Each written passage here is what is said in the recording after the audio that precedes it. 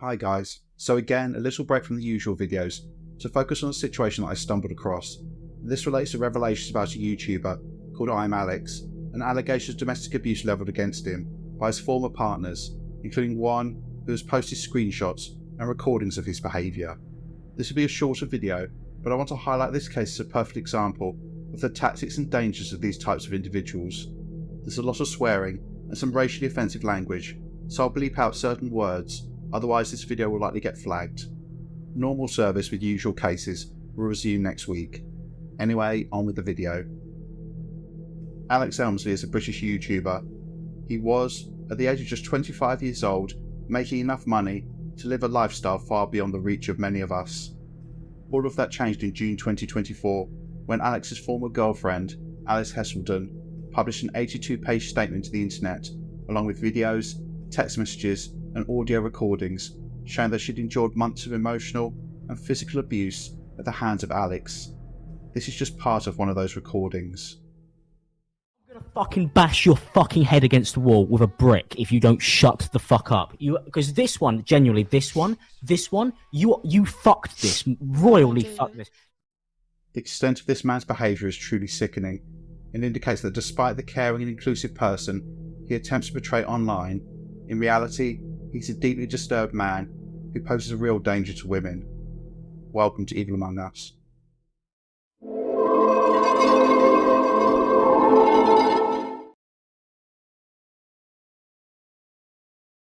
Alex Elmslie was born on February 1st, 1999, and is a UK-based YouTuber. I'll be honest, I'd never heard of this guy before the revelations about his behaviour came out. Some of you have likely heard of him.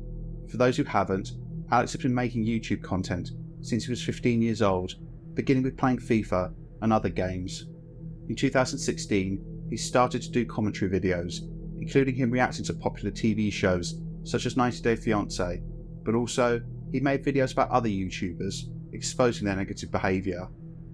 Alex's main channel, called ImAllexx, grew rapidly and reached 1 million subscribers in December 2018 and 2 million less than 18 months later, in May 2020. This is in addition to his second channel, which has over 300,000 subscribers. The more his channels grew, the more grandiose Alex became. He has a profile on Passes.com, which is for creators with over 100k subscribers to monetize their fan base with exclusive content, etc. The introduction reads, quote, ImAllexx, a renowned YouTube personality from England, celebrated his 25th birthday on February 1st, 1999, under the Aquarius zodiac sign. Gaining fame as a gamer, he initially captivated audiences on his YouTube and Twitch channels. With his engaging content, he amassed over 2 million subscribers on YouTube by playing popular games like FIFA and Call of Duty and crafting comedic videos about fellow YouTubers. I don't know if this was written by Alex himself, but it has an obvious error, saying that he celebrated his 25th birthday on the day that he was born. But regardless of this, it's clear based on this that he is very important. Later, under Personal Life Insights, it states that Alex is, quote, open about his bisexuality. ImAllexx uses his platform to express his true self, encouraging an inclusive environment for his audience. However, this isn't true at all. Alex Elmslie is a hypocrite who has made comments about issues which he clearly doesn't believe or only thinks they're credible when they relate to him personally. He also calls out behaviour that he himself has perpetrated. Interestingly, his last video, which he posted before this controversy, was related to another YouTuber hiding a dark secret. The irony, I'm sure, will not be lost on any of you. In order to frame Alex's hypocrisy and his subsequent behaviour, I need to highlight examples of his stance on certain issues. So the most important example relates to domestic abuse and Alex's apparent condemnation of this. This links to an incident in June 2019 when an Australian YouTuber called Slazzo, real name Michael Kucharski, was accused by his former girlfriend, a woman called Che, of sexual assault, as well as her stating that he was controlling and emotionally abusive. Alex went after Slazzo, making videos labelling him a rapist and trying to remove him from YouTube. Eventually, it transpired that Che had fabricated many of the accusations, most importantly, the ones about sexual assault. Messages were recovered showing her conspiring with others to make false allegations, whilst also admitting she was lying. Slazzo soon came out with a video, admitting that whilst the majority of the statements were lies, he had been a controlling boyfriend and he apologised for this. Alex doubled down, refusing to admit fault for spreading false allegations, claiming that he'd done so because of peer pressure, but also stating he had no interest in being associated with Slazo, because, by his own admissions, he had been controlling in some way, shape or form towards his former partner. In this interview from 2020, Alex reiterated this stance, indicating that he didn't want to know Slazo because of his general behaviour towards his former partner Che. But it's this really odd thing where everybody was like, "Oh, you just shouldn't have done anything about it." That's what all my friends say. That's such a hard This thing, is though. a grey area in itself. The whole accusations of rape. Are you guilty until proven? Sorry, are you innocent until proven guilty, or vice versa? Because obviously there's a big thing with the media, isn't there? Where someone will be on trial for rape, and that'll be plastered all over the newspapers. And then if they're innocent, it's like, oh fuck, they'll give a little column apologise. It's like, you've just called this guy a rapist for the last thing. So I feel like this is a much bigger issue in the grand scheme of things, and it is a massive grey area, and it's so difficult. It is so difficult because I can play, mate. Right, if someone come forward, or if something come forward, and they're like, Jack raped me, of course I'd be like, fuck, did he? And then if there's evidence to back it up, or you're seeing things, and then of course your mind is going to go there. It's difficult. You are bang on. It is a grey area because although so you wouldn't hard. want to believe it, and you wouldn't necessarily instantly believe No. it, there's no smoke without fire. Yeah. There is no smoke. But then without there's fire. also the opposite to that. Fuck me, I cannot imagine anything worse than being falsely accused of raping someone and seeing your friends and your family and your loved ones like see that air of doubt behind, you know. So And I think it was because the whole thing is just awful. Well, I'm not gonna sit here. I fucking handled it horrifically. It's because you went public with it straight away, didn't you? It wasn't just that. It was because we didn't go public with it straight away. That's what a lot of people were upset about. Right. Okay. They were like, "Oh, we spent like 2 months talking it over." Right. Because I was like, "Is it true? I want to know. I want to see the evidence. I want to see everything." Yeah. 2 months. It goes by for 2 months. But why? That's why when it came out, I was pretty you were certain. sure, yeah. But then, there was a lot of stuff that was done that made me feel uneasy anyway. But I was like, I don't really want to be friends with people who kind of like say stuff like this. I heard about in a nightclub. He was pretty. Yeah, it was like I had people come up to me the next day and be like, "It was really weird last night."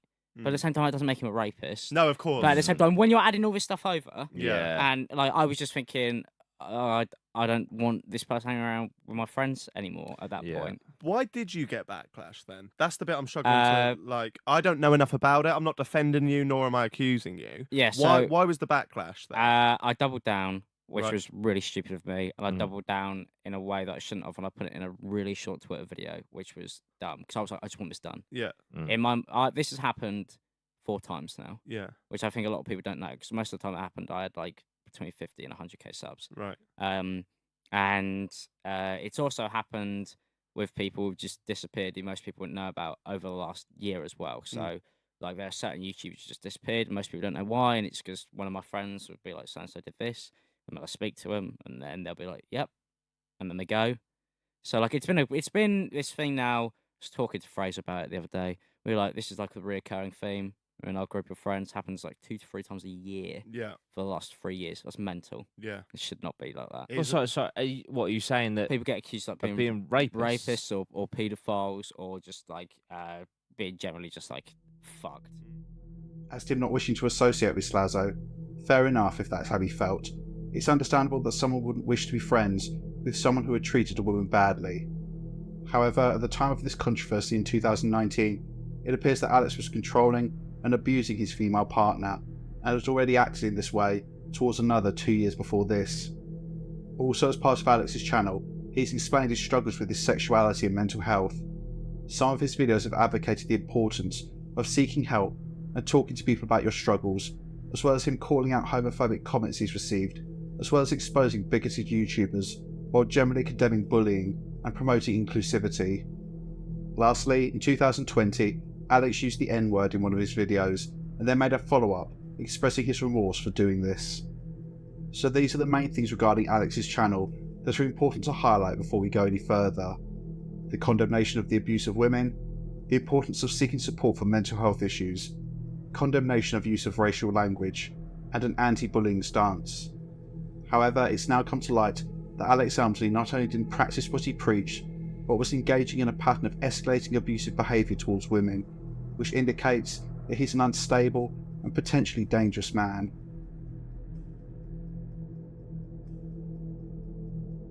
Since the controversy related to Alex Elmslie began in June 2024, related to his alleged abuse towards a woman called Alice Heseldine, 2 other previous partners of his have made similarly disturbing claims about his behaviour.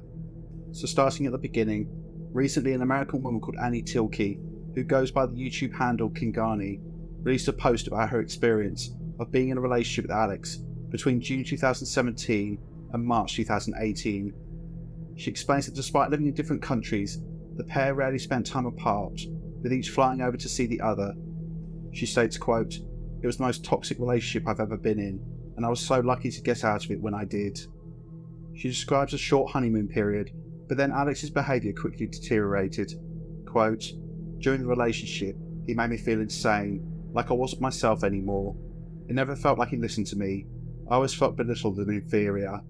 Whenever we recorded videos together, he would constantly talk over me, never let me have my moment. Most of the time, when I had problems, he always somehow made it about himself or talked about his own issues. He'd get stressed over his YouTube channel constantly and complain about uploading as if it was the hardest job on the planet and no one had it harder than him. His classic line was, 'I can't catch a fucking break.' If we ever had a disagreement, he would also sometimes allude to the possibility of killing himself over minor conflicts as a threat so I couldn't continue with the conversation. It was nearly impossible to give him any kind of criticism, because it was like adding to the pile of minor issues that he'd already blown far out of proportion in his head." She also recalled his manipulative and aggressive behaviour, saying, "He did to me what he has done in his relationship with Alice, where he would fly off the handle and get mad, then act all apologetic and sad to try to get me to feel sorry for him and forgive everything he has said and done. Lastly, the only time he ever laid a finger on me was when he grabbed me as I was trying to run away from a conflict. We were trying to record a YouTube video together, and he was getting frustrated at having to restart the recording multiple times. He started shouting and beating his fists on the table, even going as far as to break his microphone. I was scared, so I got up to leave the room, which is when he grabbed my arm to physically stop me. I remember saying 'you grabbed my arm' several times in shock, as if to say, who the fuck would ever grab someone like that? I was fortunate that that was the only time something like that ever happened. I got out before it got even worse, as it clearly has with the new information that's come out." Next, in 2020, a woman called Jess Carter posted an online blog regarding her experience of being in an abusive relationship. She didn't mention any names, but this has resurfaced recently. I was added to by Jess, where she confirmed she was talking about Alex Elmslie. The timeline of their relationship appears to have been from November 2018 to February 2020, with her describing it as on-off. Jess begins with some advice which she learnt from her relationship with Alex, quote, "Whoever is currently in a relationship where your partner is heavily one-sided, guilt trips you or puts you down, please get out. I know it's hard to think of wanting to leave, but I can assure you it's for the best." She went on to outline Alex's hypocrisy. He would spend time with his ex, despite Jess saying she felt uncomfortable, and when she made a tweet about a male being attractive, he said he never wanted to be with her again. However, after getting back together, Jess wrote, quote, "One night he went out and left his laptop with me. I looked through some messages and he was a lot closer with his ex than he let on. He would tell her his problems, but to me he didn't want to drag me down or get me involved. He'd also messaged a girl complimenting her ass, but me tweeting someone was attractive was the end of the world." She continued, "I could never win with him. As time went on, anything that bothered me, I'd tell him, and I'd just be met with a load of messages that started with I'm too busy, I don't have time for this, I'm not happy, I've got other things to worry about. The list goes on. He would always get angry at me, saying my feelings. Looking at him, he's not a scary person, but behind the scenes he scared me when he was angry. At this point, my feelings pretty much felt invalid, and I knew I couldn't go to him about anything." She added later, "For someone who would constantly remind me he had depression and used this against me, he never once took my mental state into consideration. I could have gone to a certain person about this situation, but he threatened me saying if I went to said person, I'd have no chance of ever being with him again." Jess carries on describing her feelings of invalidation and Alex's cruel behaviour, with her calling him pure evil at times. This included him telling her that he hated her friends, and telling her that he hated fat people, and then calling her fat, knowing Jess was self-conscious about her weight. She wrote, quote, "I feel lucky that my depression doesn't get in the way of making others happy. No matter how bad I get, I can always make sure others are okay. Now I know not everyone has the same mindset." Jess doesn't mention physical abuse, but provided a screenshot of a message that Alex had sent a mutual friend in the early hours of the 22nd of April 2019, when they were all staying in a hotel. The way Jess explains this incident is really odd. She indicates that she was in bed with Alex, who was clearly very drunk, who seemed to convince himself that she wasn't there, and he left to go looking for her, but ended up locking himself out of the room. He then sent the following messages to the mutual friend, saying, quote, "Yo, where's Jess? For fuck's sake, I'm very angry. At bar. I'm going to kick her head in. Now I'm locked out. Might kill her. Might actually kill her." Jess then woke to Alex hammering on the door, and when she was shown the messages by her friend, she confronted him, and Alex simply laughed. So despite claiming that he was disgusted by abusive behaviour towards women, advocating inclusivity, and promoting the importance of mental health and seeking support for issues, he had likely abused 2 women, including one at the time he was calling out another YouTuber for similar behaviour, manipulated and bullied both of them, demonstrated explosive violence, made threats to kill one of them, as well as appearing to deliberately exacerbate their mental health issues and feelings of insecurity by picking on topics they were sensitive about. All of this is classic domestic abuse behaviour. Erode the person their victim is, make them feel small, insignificant, chip away at their self-esteem, make them fear the consequences of defiance, make them feel inferior. That way, they're easy to control. His mentality was clearly, don't talk to me about your issues, you are there solely to cater for me. Alex Elmslie was approximately 18 to 20 years old during the course of these 2 relationships, and was already showing extremely worrying traits. However, by 2023, and age 24, Alex's behaviour had become much, much worse, showing his instability, callousness, and his real risk to women.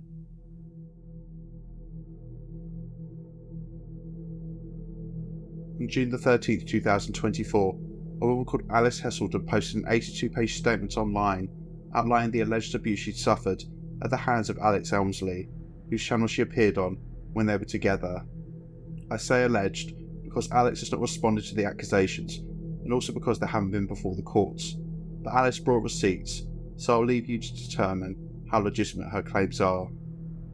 Alice posted several things, including a written statement, which, as I said, runs to 82 pages, and it also includes over 100 screenshots of appalling messages sent to her by Alex.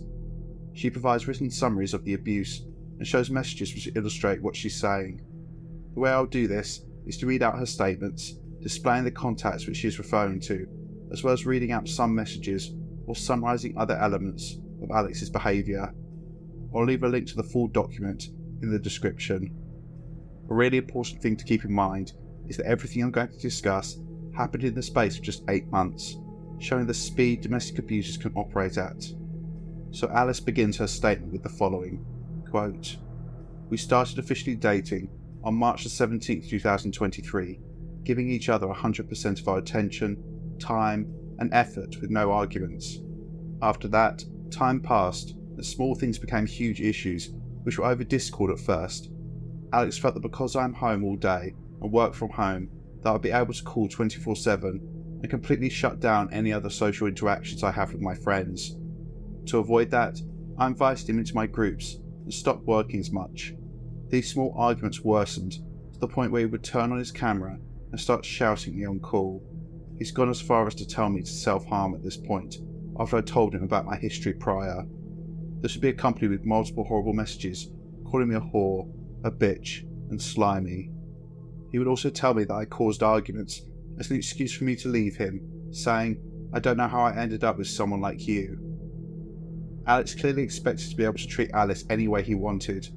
If she didn't suffer his abuse, then he exploded with more of the same. She couldn't win. This appears to have been a common thing when he was screaming abuse at Alice down the phone, and, when she hung up, the abusive text messages would start. One exchange goes as follows, quote, "You text like a retard, so call me. You say everything wrong on text." Alice says, "I'll stop then." He replies, because you're fucking stupid, so call me. She says, nope, I'm not. Alex responds, yes, you clearly are. And Alice says bye, clearly trying to cut off the conversation. And Alex responds, bye, fuck you, weird fucking idiot. You win. Fuck you, fuck you. Alex placed Alice in a position where she couldn't do anything right, and the simplest of conversations or disagreements turned into a torrent of abuse. He sent her messages calling her a dumb whore, thick, a woman with the emotional level of a fucking brick, and the literacy of a child, a fucking retard, and an annoying cunt.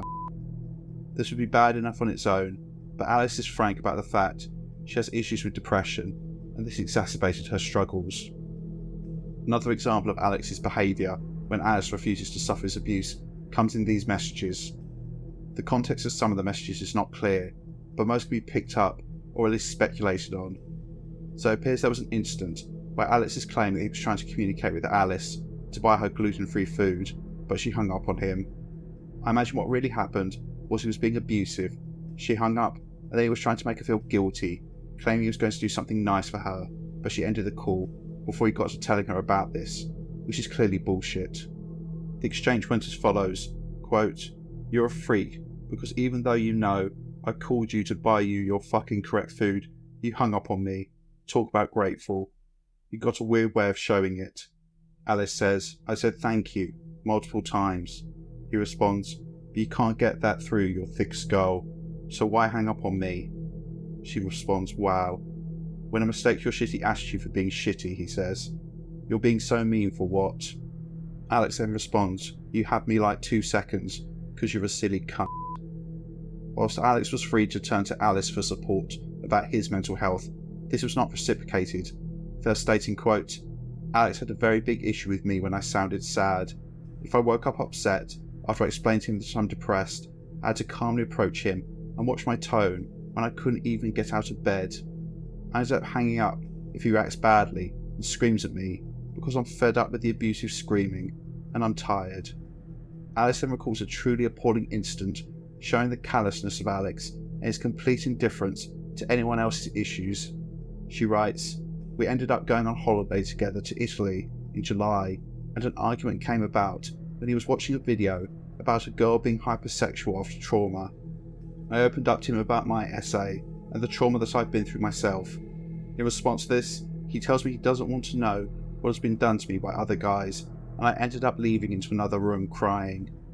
He threatened to leave and get a flight back on his own, taking into account this was only my 3rd time abroad, and he knew that it would make me very upset and scared, like he knew I needed him there with me. So this is July 2023, just 4 months after the relationship began, and Alice was trying to open up about her trauma. In response, Alex said he didn't want to talk about her being touched by another guy. Making it worse, he later berated her about, quote, bringing up weird shit on our first holiday.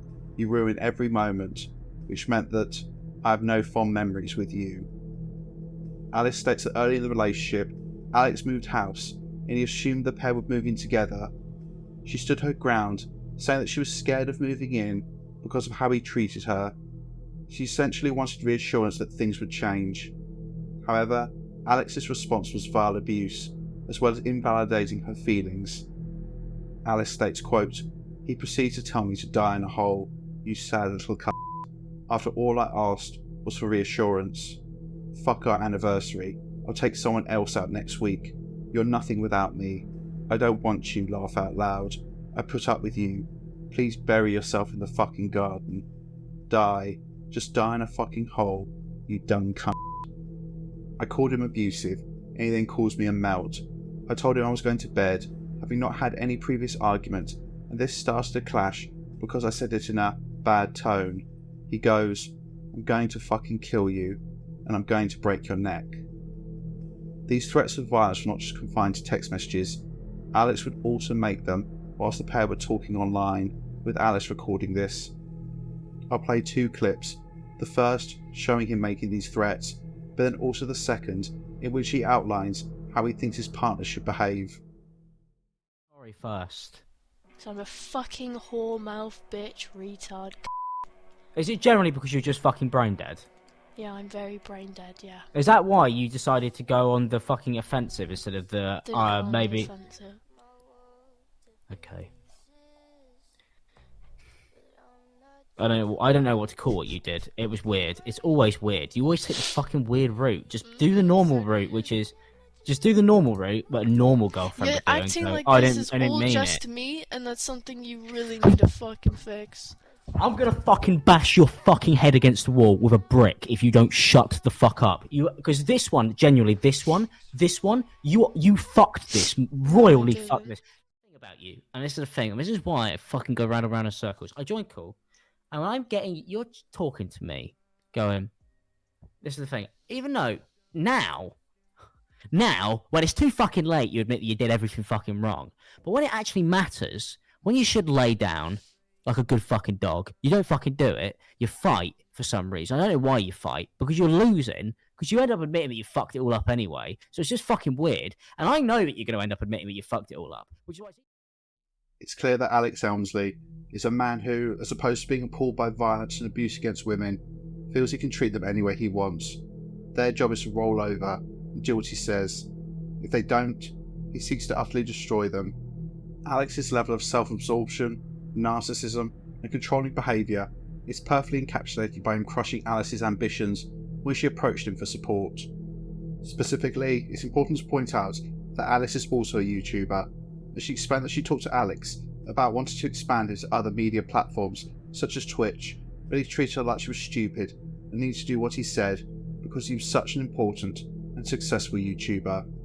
She wrote, quote, "He told me, you're like everyone else, stupid fucking idiots who think they know better than the only man who has successfully done it all. I said I wanted to stream on Twitch, and he gave me reasons why it wouldn't work and reasons not to. I got sad because I was playing so much, set up my channel, went to him all happy about doing my own thing, and he devalued it and called me small-brained.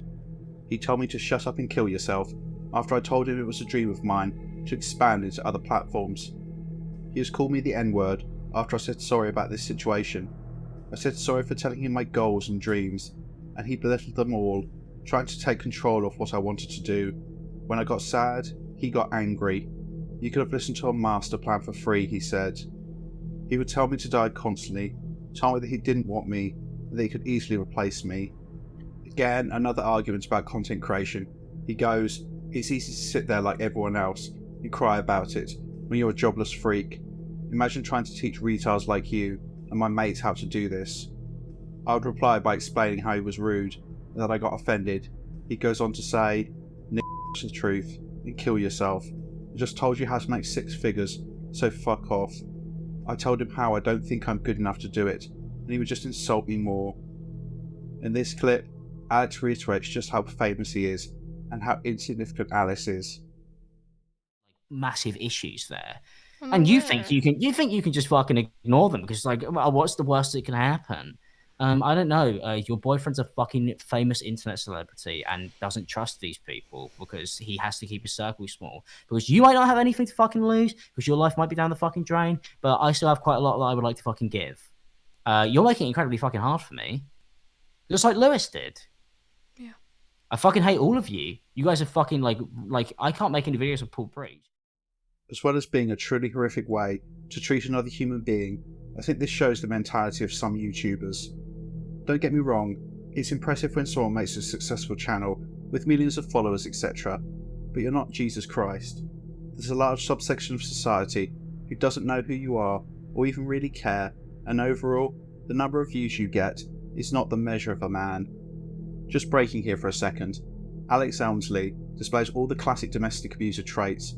He was trying to utterly destroy the person that Alice was and turn her into an empty shell, a robot who would do whatever he dictated whenever he clicked his fingers. If she defied him in any way, this angered him because it showed that his control over her was not complete, and so he increased the level of abuse, reiterating that she was stupid, a whore, and nothing compared to him.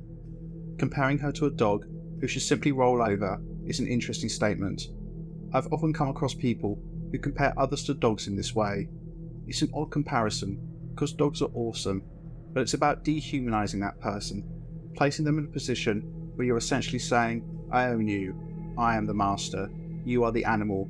Your job is to follow my commands, entertain me, roll over, fetch.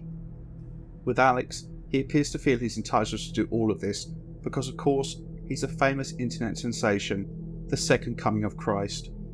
Alex expected Alice to be there to comfort him if his mental health was deteriorating or if he was having issues in his life, but if she was suffering or struggling, he was indifferent.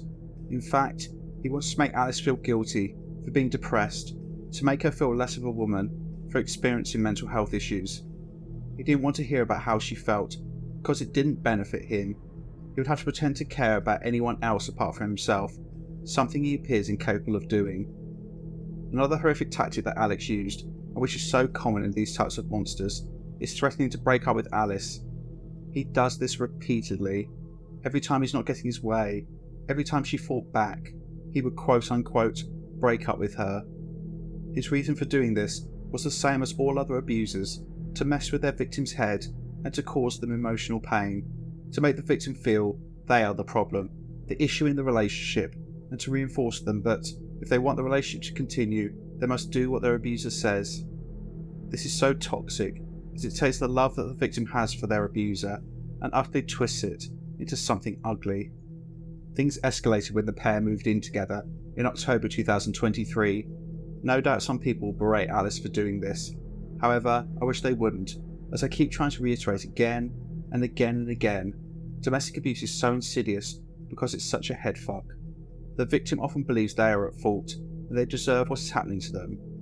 Also, it's important to realise that the abuser is often pushing for these things to happen, for the relationship to progress quickly, so they're better able to control their victim, and living together gives them that perfect opportunity to do this, because behind closed doors, the victim is even more isolated as there's no one to help them, and it's here where the true horror usually occurs. After Alice moved in, the threats of violence turned into actual assaults. Alice recalls, quote, "On the fourth day of living together, on the 19th of October, he had taken it to the next level and got physical in a fight.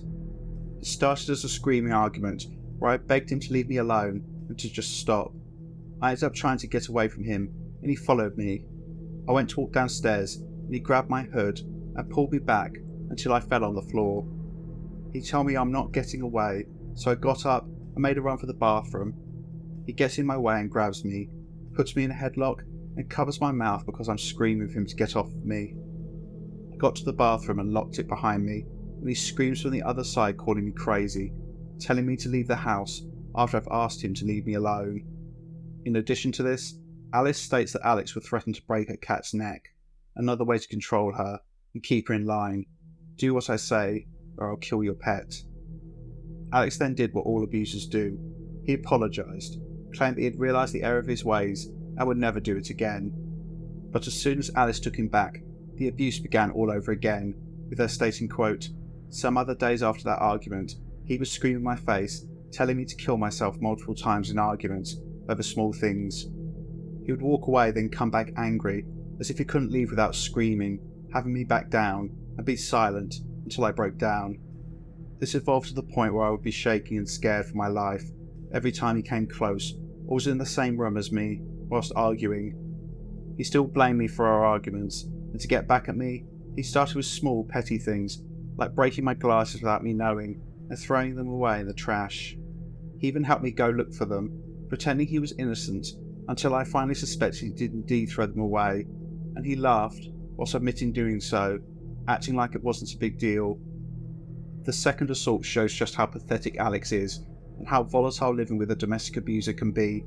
The smallest things can result in an incident, which can spiral out of control into violence. On the 28th of December 2023, the couple were at home, and Alice was tidying up in preparation for Alex's parents coming over. She recalled, quote, "Alex didn't clean or prepare anything. He must have thought I was angry at him, because as I'm cleaning the kitchen, he was constantly asking me if anything is wrong. I tell him multiple times I'm fine, and nothing is wrong, I just want to clean.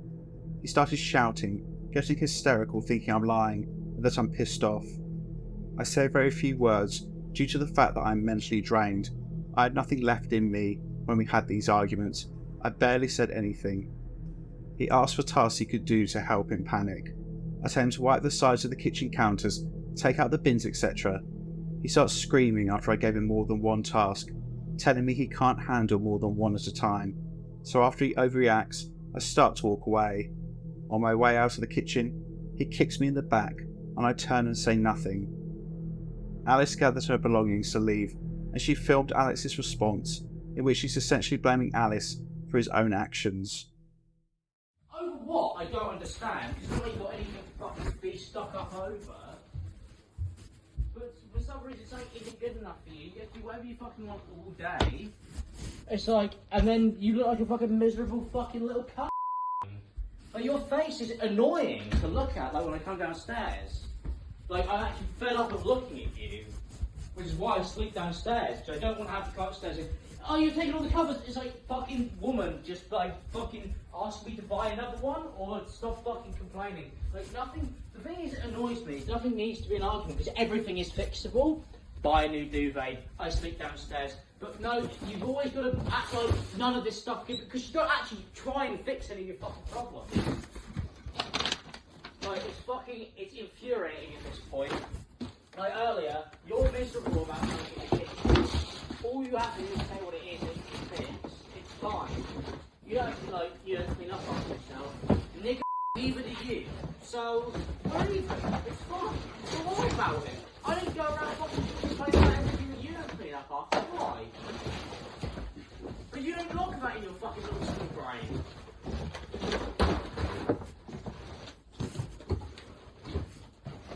You're not even honest to pay for any of it. So, who really fucking cares what you have to say? And why does it even fucking matter? If you want to clean up, I'll fucking hire one. It's my money. But this is the thing, even right now, you just ignore all of that. I'm giving you options for everything, you just ignore everything. You're not actually trying to sort out any of these problems. And if you've got a problem with bins, man, why don't you fucking call them? Why does it have to be me? You can fucking call people, you can get it sorted, you can take them out if you want to. But no, because Alice doesn't actually fucking do anything. I'm trying to fucking, right now, I'm spending pretty much fucking every single day trying to figure out where fucking 75,000 fucking pounds has gone. And whether I'm ever going to get it. And then any of my future YouTube revenue. Because the company's holding my channel fucking hostage. So yeah, sorry I forget about to fucking clean the side sometimes. I got bigger fish to fry. And I still have to post. Go away. You just don't think about any of that. Go away. Such a fucking woman. Go away. So are you. Ironically. Huh? So are you.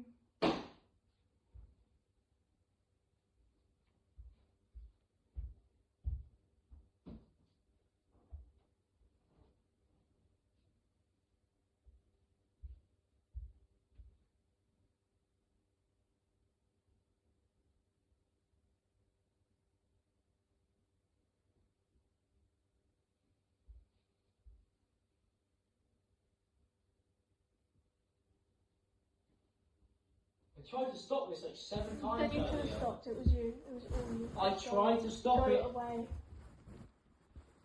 I did try to Go stop away. it. Go away. Just go away.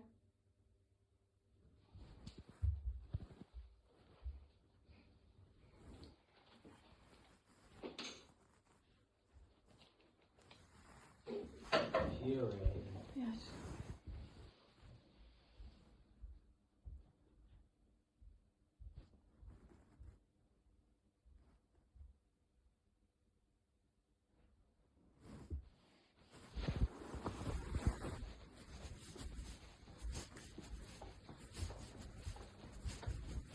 Like, if you had to do half the shit I had to do, you would understand why loads of stuff doesn't get done.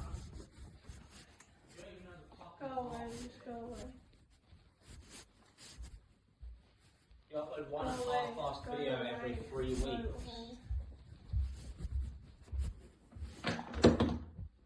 And it does Go terribly. away.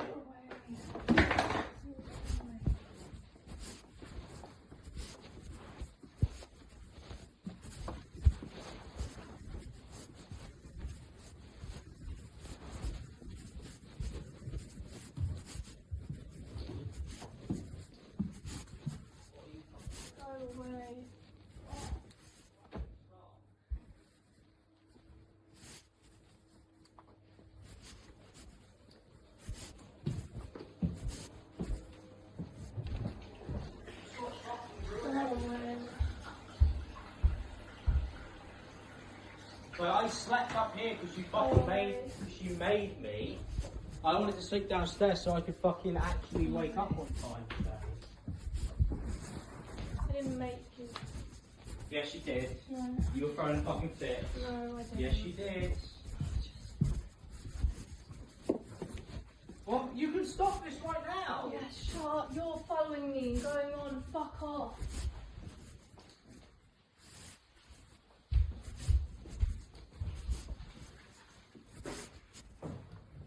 Please.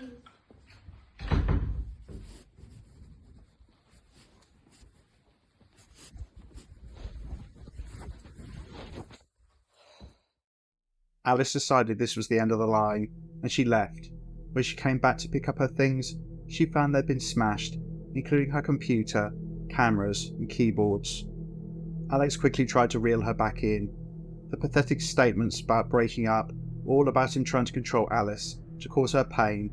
When she made the decision to leave him, he couldn't accept it. This is when the love bombing and harassment began. Message after message, begging to speak to Alice, to apologise to her, not because he was truly sorry, but because he needed to get her on the phone, to manipulate her so that she would take him back. This included leaving her this voice note. The whole thing is 24 minutes long, but I'll only play a part of it, so you get the general theme. Sorry, my phone cut off. It wasn't acceptable behaviour, like in any way, shape or form. It was insane. Like, I guess I've just been stuck in that cycle for so long that I felt like I could do no wrong. I felt like I was the fucking, oh, look at me, I do all this fucking work and I do everything and I try and do this and, just nobody's appreciative and, I know you appreciated it and I know that you appreciated the effort that I used to put in. And then I just stopped because I had you and you're my girlfriend and we lived together, and the more further we got through our relationship, the less effort I put in. And if it wasn't for you leaving, I might never, ever, ever have changed my ways. I might have just continued on like that.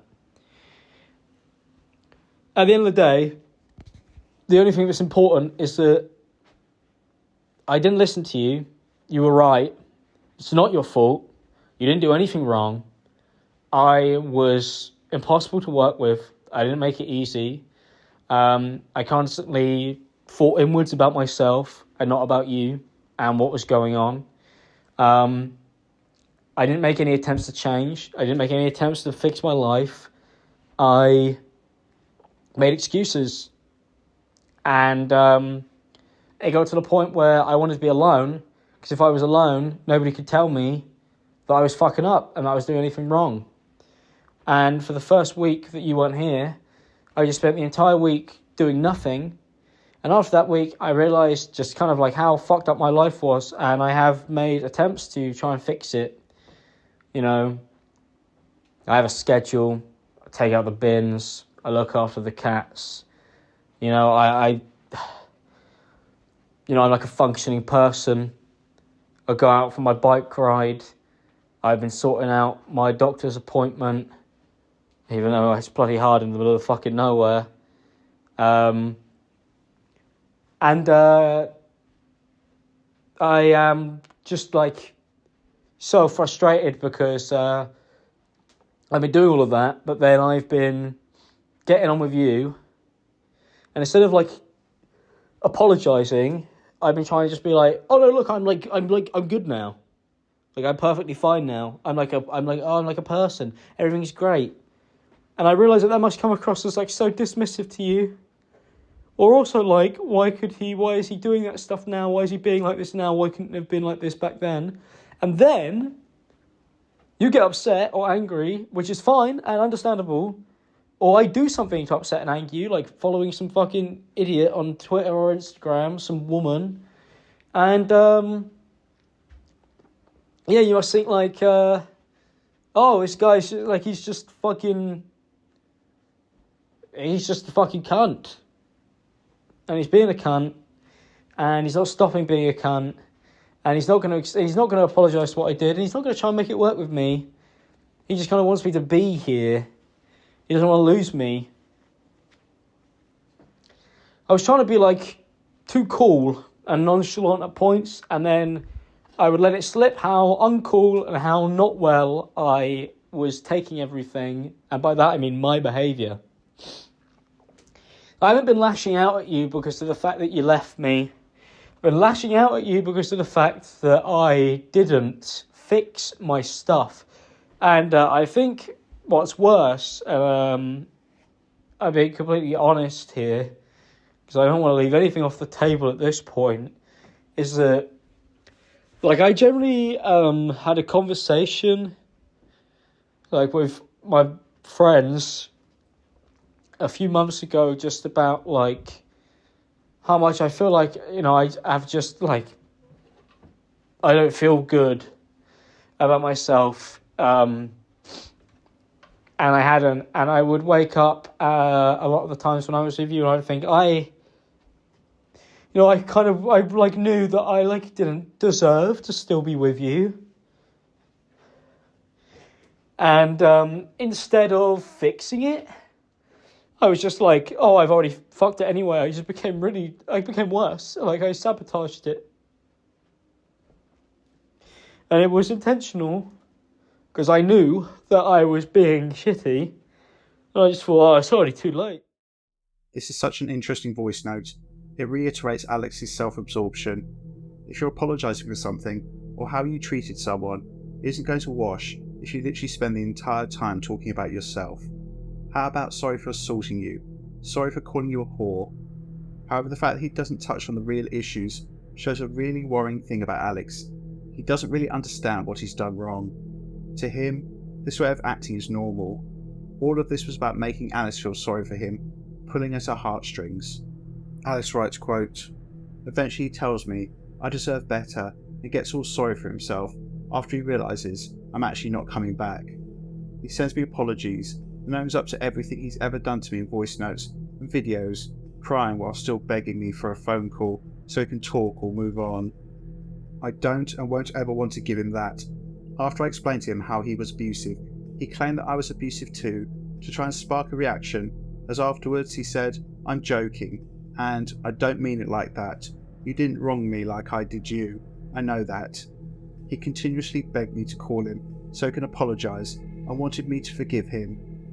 He ended up sending things to my house, like teddy bears and flowers, his hoodie that had been sprayed heavily with his aftershave, and letters to try and achieve this. He mentions, 'I wish you'd broken up with me' to my face. I did, when I walked out the door with my things after he kicked me. The contact goes on and on and on, and is stalking for all intents and purposes. Alex runs through every tactic he can think of, including making Alice feel guilty for having left him, stating, quote, 'Man, seriously, I can't believe you won't just let this go.' On several occasions, Alex says he will leave Alice alone, but he quickly contacts her again. This is another tactic in line with what he did before, when he said he was going to break up with her.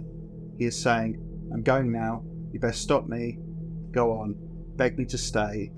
But it doesn't work, so he carries on simpering and showing the pathetic creature he truly is. This must have been awful for Alice, message after message after message from her abuser, no end in sight. It appears that Alice began posting bits and pieces about her experience online and talking to friends, and Alex reappeared, reverting back to the domestic abuser, the controlling piece of shit. He sends her a message saying, quote, 'If you keep posting stuff, it will end up being a huge problem.' She responds, 'For you.' He replies, 'Don't you want to move on? For us.' He then speaks about claims that Alice assaulted him. She clarifies there was an instant where Alex was holding her cat and making jokes about taking him away from her whilst getting in her face, and she ended up pushing him away. However, it's clear that he's subtly implying, 'If you expose me, I will destroy you,' by making false allegations. Again, I cannot count the number of times I've heard a domestic abuser claim they are the victim. Yes, I hit her, but only because she hit me. She was the violent one, not me. One of the worst examples I could think of was a guy who was strangling his partner and she was hitting him in the face, battling for her life, and without batting an eyelid, this guy tells me that yes, I strangled her, but she hit me whilst I was doing it. I want to get her charged. Alice writes what I think is a good explanation of how this whole experience impacted her. Quote, "There's so much more I could talk about, but I really don't want to relive it any longer. This was an awful, toxic relationship. I should have just left 2 months in, knowing and finding out the kind of person he actually is, but that's what happens when a narcissist meets an empath. They feed off it. I communicated my best, made him aware of what made me uncomfortable, and it wasn't listened to. In no way am I trying to make myself look as if I never said anything mean. I went through months of this horrible treatment, that words like these became the normal for when arguments came about. Words held no weight towards the end. I stooped down to his level and became reckless with my language to try to prove a point of, this is how you treat me, so have it back. I was pushed to the point to react. I'm so sad it got to that toxic point. But the extent this went with him saying death threats and physical acts was too far. You can only take so much of someone belittling you and telling you they don't love you and that they hate you the whole time you're together.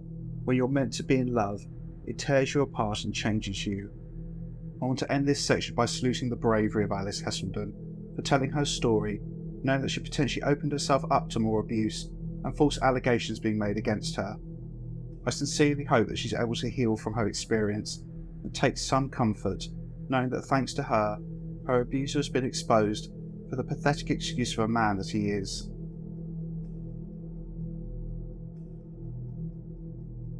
Before talking about support services, I want to look at the profile of Alex Elmslie. This will be shorter than usual because there's no real information about Alex's upbringing to link to his development to the man that he has become.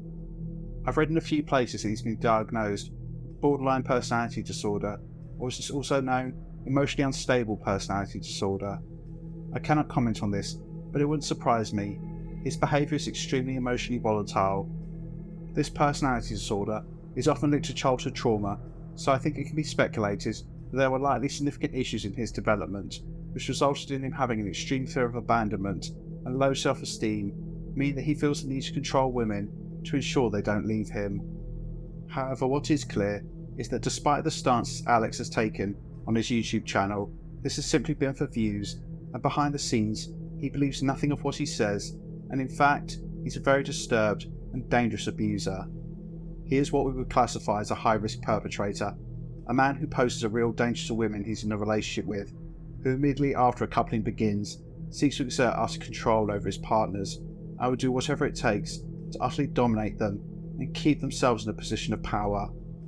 These are the sort of individuals who will progress a relationship quickly, for example moving in together to better control their victim. As I said, it was important to remember the timeline of the abuse of Alice. Everything I covered, everything she writes about, occurred over just 8 months. Underpinning all of Alex's behaviour is absolute terror that his partners will leave him. He reflects his insecurities onto them, and believes that if he lets the women he's in a relationship with have autonomy, they will abandon him. In order to ensure this doesn't happen, he has to make them feel that no one else would ever love them, they're scum, whores, etc. It's clear that his YouTube success has enabled him to fill the deep dark hole of emptiness inside of him, and flip his crippling insecurities into a narcissistic perception of himself. He is a famous YouTuber after all. Women should be honoured to be with him. He feels that he needs to hold his partners in a state of constant fear, fear of defying him, fear of not doing exactly what he says when he says it. I think you will agree, the way he spoke to Alice was truly horrific. I wouldn't speak to anyone like that, especially someone I claim to love. Alex has made threats of violence, and specifically threats to kill, and I think he's so unstable and so desperate to control women that he's potentially a very dangerous man. He's only 25 years old and appears to have abused at least 3 women, and his criminality is escalating. Alice indicated in her posts that she was taking legal advice, and I hope that this is an indication that she'll be reporting what happened to her to the police, as this man needs to be arrested and prosecuted for several reasons. Firstly, to safeguard other women. He'll move on to another victim as quickly as possible. He needs to be on the authorities' radar so they can monitor him. Secondly, because he deserves it. He needs to face the consequences of his actions, for him to be shown that it doesn't matter how big your YouTube channel is, you are not above the law. Lastly, so that he can get help, or at least be offered this, because Alice Elmslie could very easily progress to being a man who kills one of his partners. I waited to make this video because I knew more would come out, but also I wanted to see what Alex would do. So far, since Alice's posts, he has gone quiet. He has posted no videos on his YouTube channels. So I want to ask you, what do you think YouTube should do with his channels, and what do you think he will do next? With regards to the first question, do you think his channel should be deleted completely? I think yes, but thinking about it logically, I don't think this will happen. He hasn't broken YouTube's rules. The issue isn't his videos, it's what he's been doing behind the scenes. His viewership has cratered, going from a high of 3 million views in January 2023 to under 200,000 in July 2024. He's still getting an income, but it's likely a tiny fraction of what he was receiving at his height. It does leave a bitter taste in my mouth, knowing that he's still getting money from this platform, but ultimately, he only gets paid if people watch him, so if people continue to watch, that's not on him. Secondly, as to what he'll do next, I personally think there are a few possibilities. 1. He will simply disappear, never to come back to YouTube again, tail between his legs, and accept that his career is over. 2. He is simply waiting for everything to settle down, and would eventually begin posting videos again, and act like nothing has happened. 3. Same as option 2, but he'll do this after posting some sickening apology video, the same type of video that he has ironically mocked on his own site. 4. He'll come out fighting, and follow through with his threats to make counterclaims against Alice, trying to portray himself as the victim. I think number 3 is most likely. I think the money that Alex has made from this platform, and the feelings of superiority he gets from being a successful YouTuber, will be too much to pass up. I think instead of reflecting on his behaviour, he's likely sitting somewhere seething and trying to work out how to manipulate his way out of this and gain sympathy. It'll be interesting to see what happens next.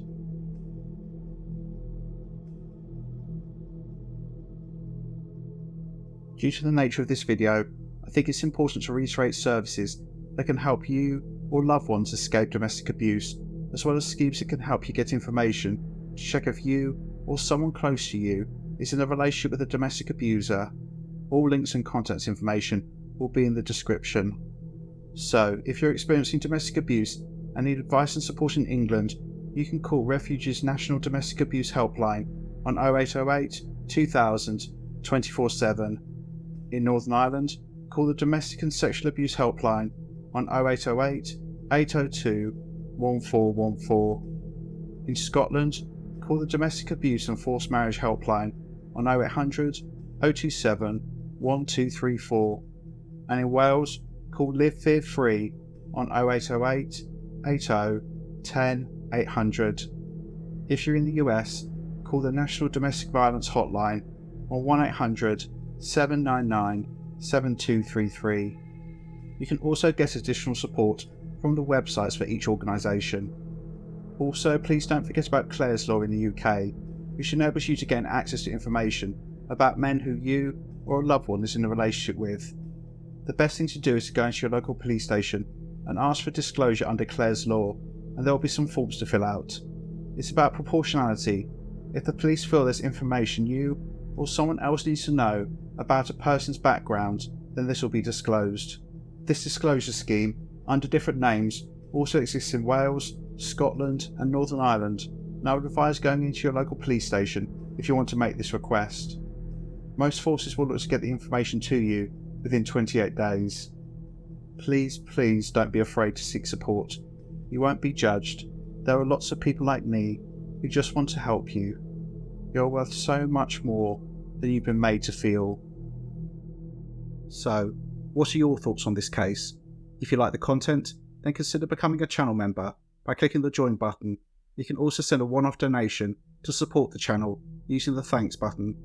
Please like, share and subscribe. Take care, and I'll see you in the next one.